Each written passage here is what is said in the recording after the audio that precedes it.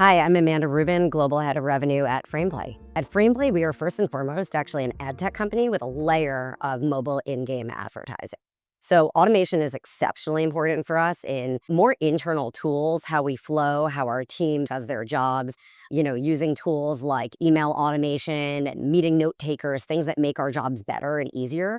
But when it comes to the creativity of how we build campaigns, thinking about the brand and being mindful of brand's needs, those are areas we avoid, the utilization of automation and AI, where we really do think about and strategically dive into the challenges these brands face. We do research on them, and then we figure out the right solutions for them. So we're seeing innovation show up in the marketplace, honestly, both in ad formats as well as in how we're using it internally.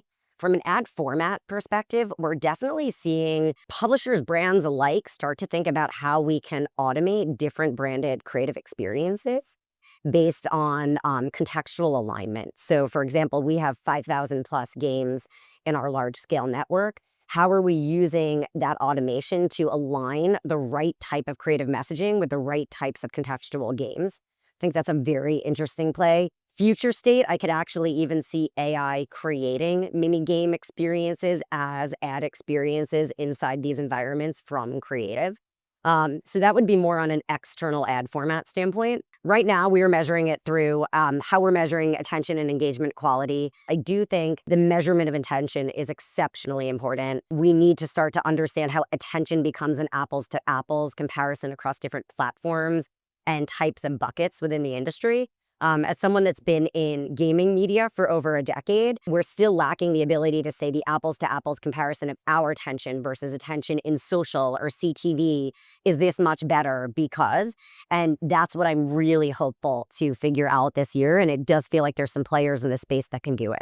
I mean, the industry needs to come together to set standards for measurement and transparency. Standardization is everything right now in this industry. I think we have to get behind who is that preferred partner that does attention right and then determine they are the person to do it or the partner to do it.